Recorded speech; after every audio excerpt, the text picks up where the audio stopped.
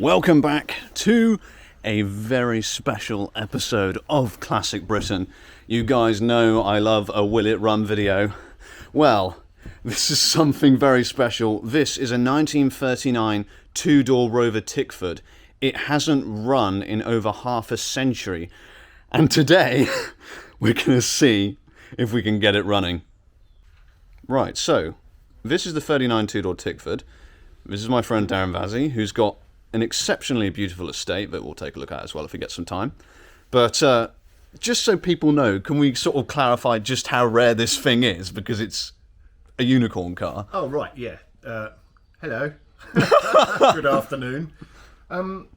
This is a 39 Salmons Tickford bodied Rover 20. 20 being the operative suffix. It says 20 on the grille there. There were 173 of these made, but that encompassed the 14 HP, the 16 HP and the 20 HP. According to records of Salmon Tickford, there were only 24 of these 20s made. And I do have a book here with me that says that this was the first one made in 1939. This car? This car was the first one of 13 in 1939. Very close to others, which I can show you. I can show you. Yeah, sure. We'll open the book. There's a book that's been written by a chap in Scotland, Bill McCreath, who's a fellow member of the Rover Sports Register, who has one of these and has taken the time and trouble to write a dossier on the remaining cars. And this car was actually, it was known to the club. But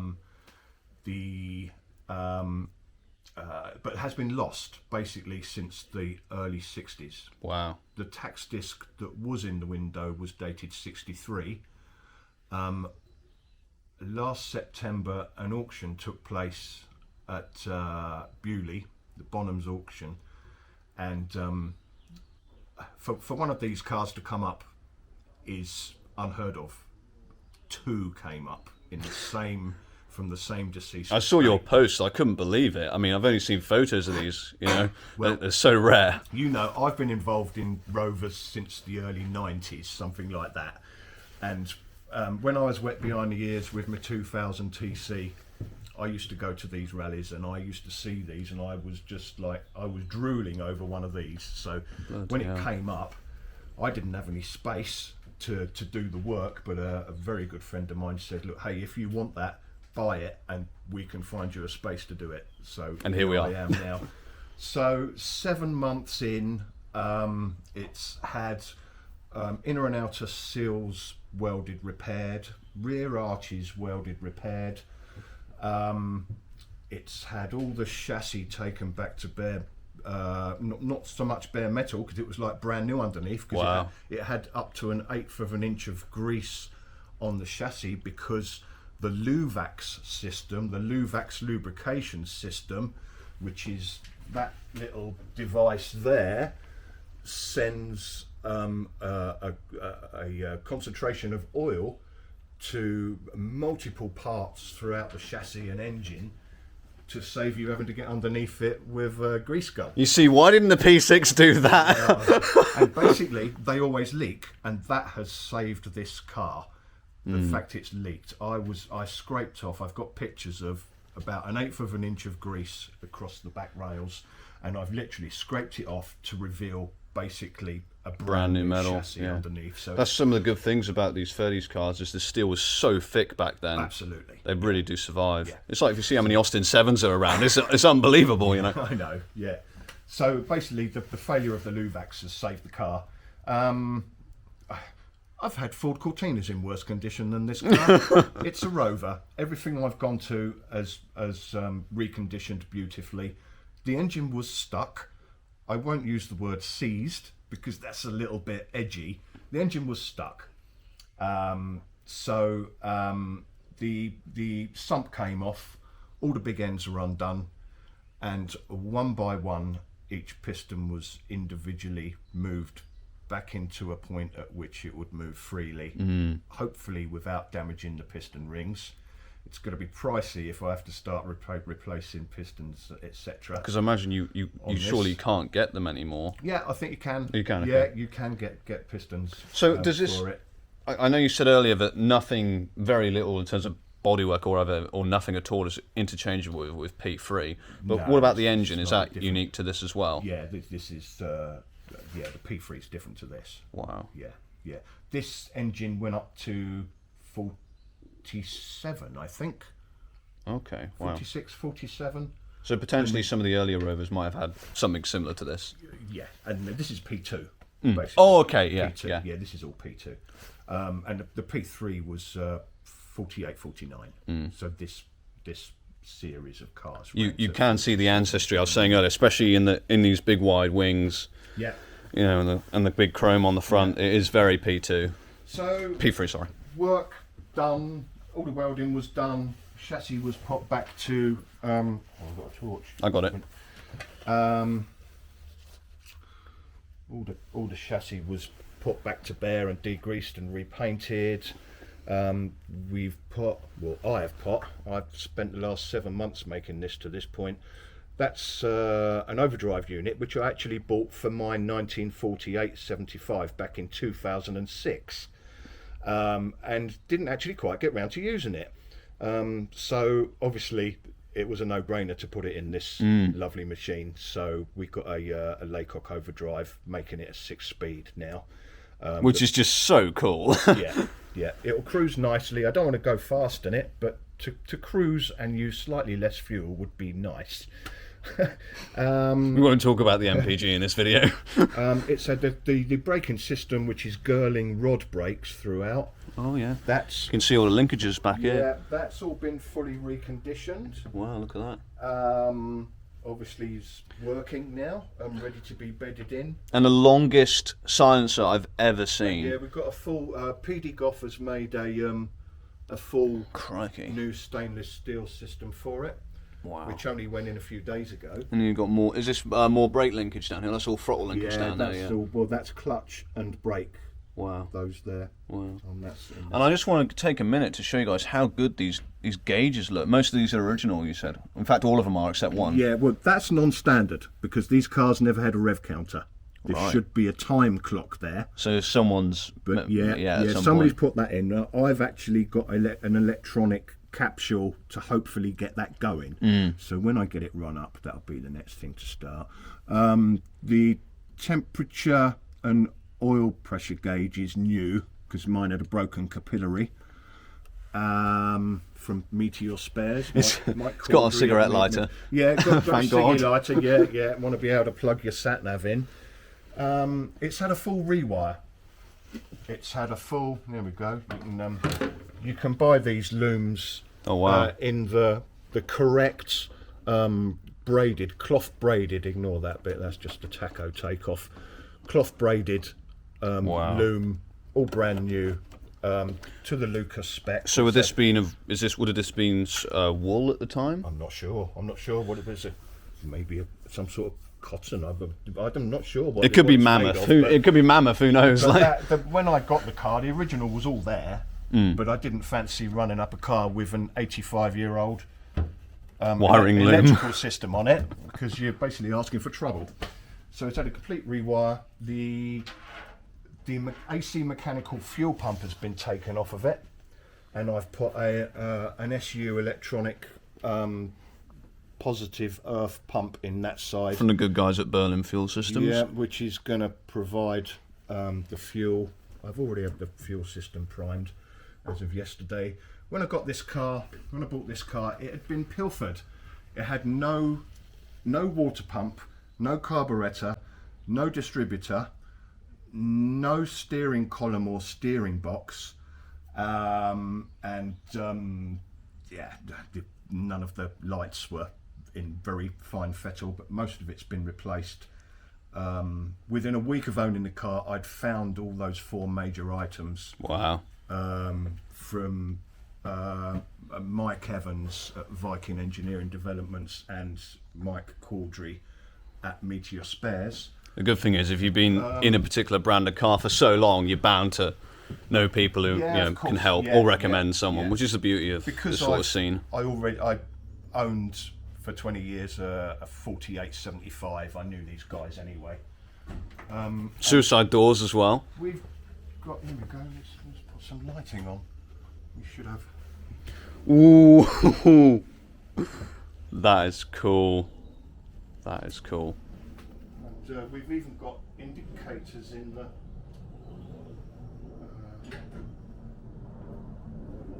Oh man. We've got hidden indicators in the. That is so cool. Off and then, oh wow. and if you. So is there two separate bulbs in there? Two separate bulbs. Yeah. Oh, that's so cool. And if we. So I imagine it works on a relay, so that if you hit the indicator switch, it cuts the other bulb, or is it? They're on a relay. But they're not. Oh, he's got trafficators. And these are in addition, because your usual modern numpty driving a modern SUV hasn't a clue what a trafficator is. So just for safety, I've put some rear indicators on it. When you order a new wiring loop for a car like this, you can ask for things to be added. So I've asked for extra circuit for indicators with relays for left and right, keeping the trafficators in place, and also twin filament headlamps. Instead of singles. Back in the day, these had it's strange the way it worked actually. The pass lamp comes on, and there was some sort of I'm sure the guys in the RSR would be shouting out, "It's this, it's this." I am wet behind the ears with these because I've been a P6 man for over 30 years, but they actually had some sort of solenoid within the headlamp which physically moved. Oh, it's like an automatic dipper. Moved either the bulb up and down or something. That's like so that. cool. So it's like an automatic dip beam. Yeah. That's cool. And we'll show off the I suppose they called it the Continental kit later on, but the spare wheel on the back. Right. Yeah. Have you named it yet? Well, I did think I was. Other than bastard I saw, and other swear no, I words. haven't done any swearing with this because it's restored beautifully. Oh, it's been all right. It's been fun. The most trouble I've had with it is getting the wiper linkage right. Would you believe it or not? The wiper linkage. Of all things, the wiper linkage. Wow. Everything else has been smooth. The engine work has been fine. Crikey. You know, welding was easy. It was just the job. I knew what needed doing and just get on with it, really. Before anyone says anything, the floors haven't rotted out, they're wooden, and they've been taken out, haven't The they? floors around on that side. Okay, of we'll have a look. The floors are leaning up there. They're like a composite plyboard.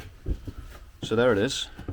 Yeah. Oh, look at those old Avon tyres. They're Those are not great. old. I know they're not these are old, brand but new. There's There we go. Look, there's on the wires that came with the car. How tall are those rims? They're 17 inch. 17s, wow. Yeah. That's 50 cent sized So rims there. yeah, this is there's the front seat runners. That's for the Wow. passenger side, I think. Wow. Need to put some protection on the wood before they're dropped back in. But Wow. yeah, all the floors are like a ply composite material. I was so for those who don't know, I literally travelled 7 or 8 hours to film this car, and it's not an exaggeration. And the reason I wanted to so badly is A, it's a Rover, B, it's a stupidly rare car anyway, and I don't think I'm likely to find another car that hasn't run in so long. No, this car. I'm assuming because this car was the second in a fleet that was stripped for spares to keep the other one on the road. And based on the fact that the tax disc was 63, nearly 60 years, that we can assume It could have been longer, who knows? Well, I can tell you for now, I have been sent by Adrian Mitchell, Rover Sports Register, a lovely Christmas card. Thank you, Adrian. And within the card, there were 2 pieces of most valuable paper. One was a copy of the original build order page from the Salmon's Tickford Wow. factory, which had the original owner because these were made to order. These weren't made on the off chance they were going to be bought. These were made to order, and in 1939 they cost you £428. And the first owner of this, I think, was Major Young. I can check. I can look in the book there with the register in it. Wow. That was a lot of money back then. Yeah, a lot of money. It was. You could buy a house for half that. So, yeah, it was a lot of money. So I was like, when I did the video with the guy with the Tickford Capris, he was like, the reason there were so few of them, other than the fact they didn't make many, is because there was so much money, no one could afford them. Right. Only the very affluent could, actually afford to buy these things, which is why it makes this so rare, because it's survived. Yeah. And the other piece of paper was an application form dated 1961, filled out by the second owner of this car. And back in the day, the Rover Sports Register application form consisted of a questionnaire, which is basically you were to write a dossier of how the car was performing, its quirks, its foibles, its upgrades, what was going on with it. So I have a 59-year-old record of how it was behaving back then. And the only thing that was apparently wrong with it is occasionally on a hill it jumped out of second. But I think that was due to misalignment of the selector linkage, which I've gone through in fitting the Laycock overdrive. Is now hopefully it's We'll take a quick look at the engine bay, and then I know you're dying to get the priming going. We're going to see if we can raise some oil pressure first. So this is interesting. I was quite surprised. It's a side draft SU. You do not see these on many cars at all. I've got to ask you, what is the cork? Is that the float? It's just to stop the... it's not a float, it's okay. just to stop dust getting in there, really. Oh, right. Okay, because that's the float there, isn't it? That's the float chamber, yeah. Because, of course, if the float was on its side, it wouldn't work, would it? Wow. So, yeah, that's the choke, and this one here is the throttle. Right, okay. There should be this other cable here. It should be rigged that up to linkage there looks somewhere. fairly interesting. Yeah, but it's... God, it's just beautiful. It's all there on the... It's all adjusted as far as I bet that was entertaining. Until I get in it and drive it, I have no idea what it's going to feel like on the foot. But let's see if the starter motor burns out before it... Before it starts. No way. This is the first time I've attempted to start this vehicle.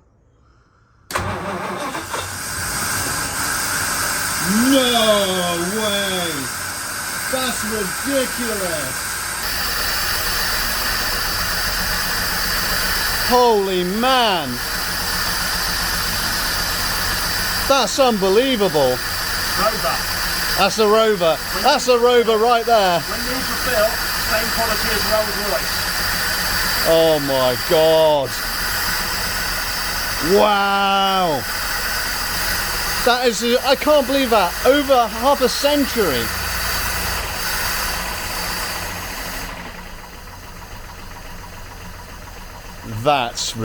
It's idling.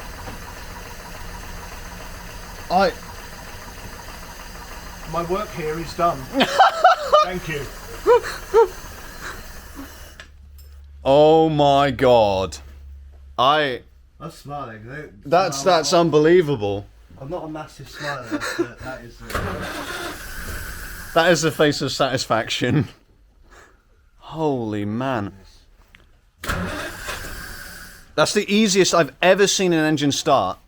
Well, and it hasn't run in 60 years. 60 years. And it just coughed into life. Well, I've been through everything. I've got the workshop manual and I followed the rules. it's I haven't guessed it. No. It's all skill, but even so. But no, like, pouring fuel in or anything, straight away. I'd like to put the timing light on it.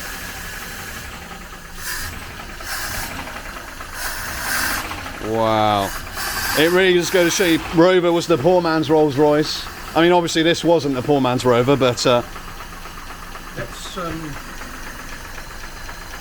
Wow. That's unbelievable. Holy cow. That is unbelievable. Tiny light on it. I'm astonished. I can't believe Eye that. on Do you want me to... keep do you an eye on the temperature. Which is here. The bottom one is the temperature. Okay, yeah, we're still low, so there's no heat in it yet. Now, there's obviously a knock there from something, but I haven't.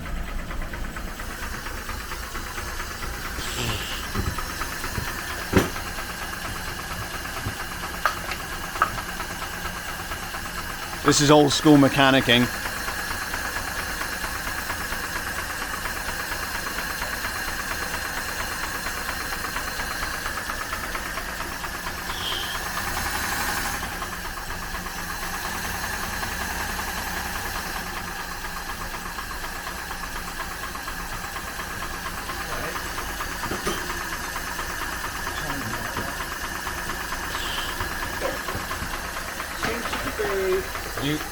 You guys have seen me do videos before where things haven't run in a few years, and you know, P6 V8s have been stood for 10 years, haven't started as easily as that. Even cars that have had rebuilt engines 15 years ago. Just goes to show the quality of Rover. It's unbelievable. I'm genuinely astonished that it started so easily. Unbelievable. 1939. This is 1930s technology. First kick, off it went. Just mad. Oh my god. You said about the timing, it's through this little vicinity next to the starter. There's a little window down there, and that's how you time it. Positive earth, of course, on this. Thanks for reminding me. Oh man. That is crazy. That is absolutely mind-blowing. Wow. Yeah. It did flash a second ago, just then.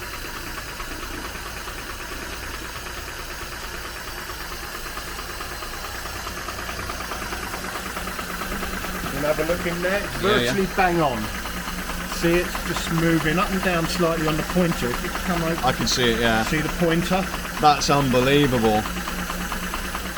This man knows what he's doing. So now I would say that Oh, by the way, before anyone says anything, it's just it's not exhaust.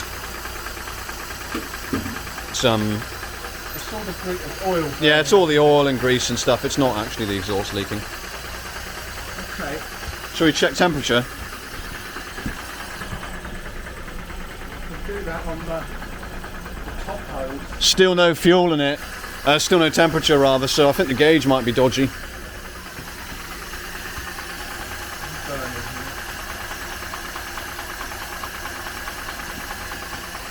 There's coolant in it, obviously. But that. Is that gone down?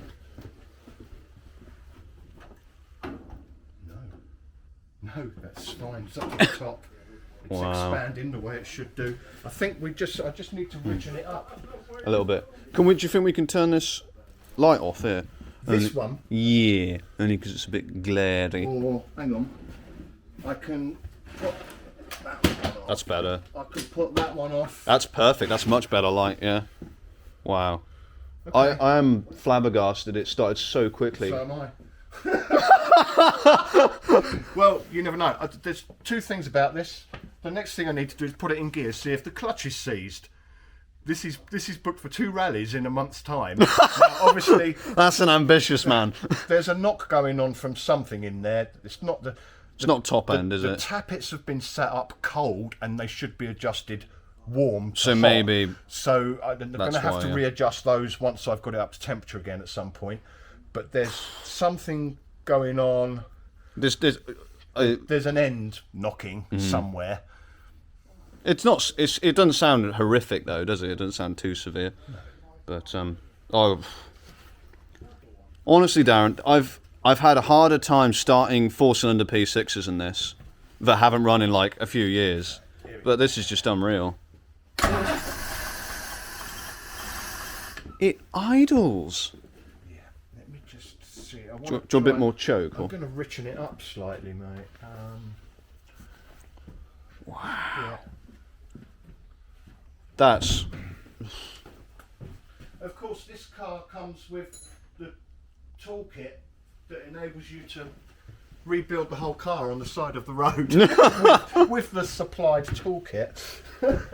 Yeah, because back in the day, obviously a lot of cars in the 30s weren't reliable. You know, they had tinkering issues, or so you had a proper toolkit back then. I'm not sure what size that is.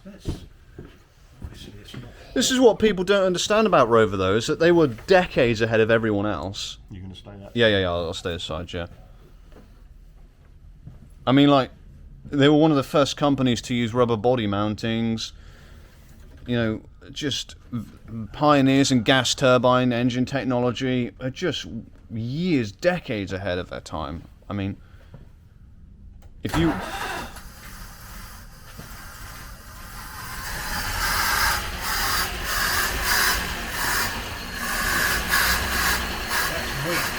Yeah, rich, yeah. Running lean. Do you want me to do that?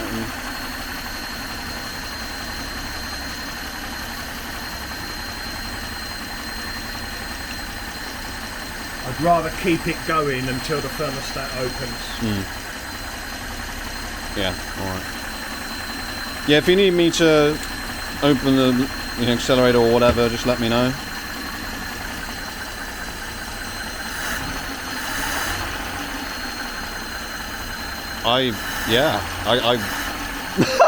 That's got oil pressure. Yeah.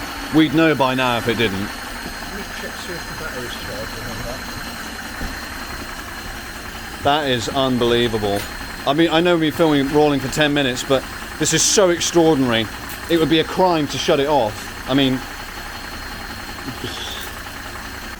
So, apparently the clutch isn't seized after 60 years.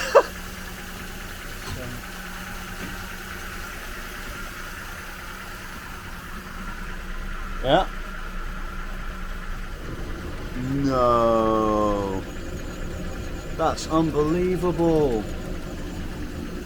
Sit this nip past you, mate. Sorry, mate. It's alright. How crazy is that? And I was Wow. trying to get the overdrive to engage. It might be too slow. Isn't that crazy, right? If we think about it, if this was on its wheels, Yeah. it would drive. Yes, it would drive.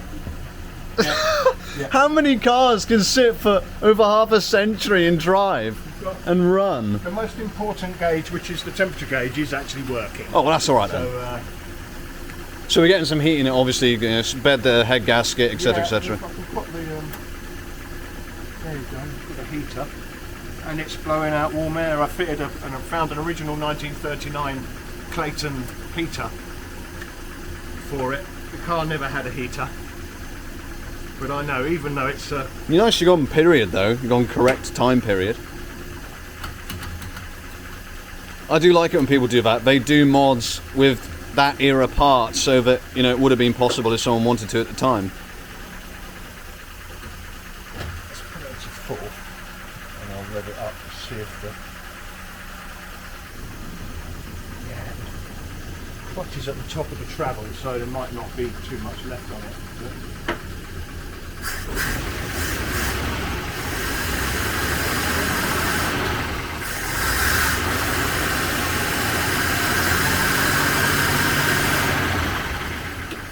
Wow.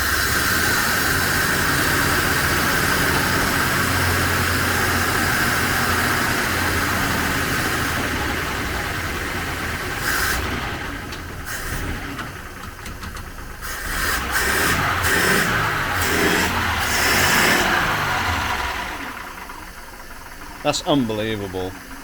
I know I've said that probably 13 times so far, but it really is. Well, I'm quite pleased with that. Pub? Really? Pub? I'm quite pleased with. What's that? Pub? Pub, yeah. It's well earned. Thank you so much for watching this video. Don't forget to loathe and despise, like and subscribe. Thumbs up if you enjoyed the video, and until next time, bye for now.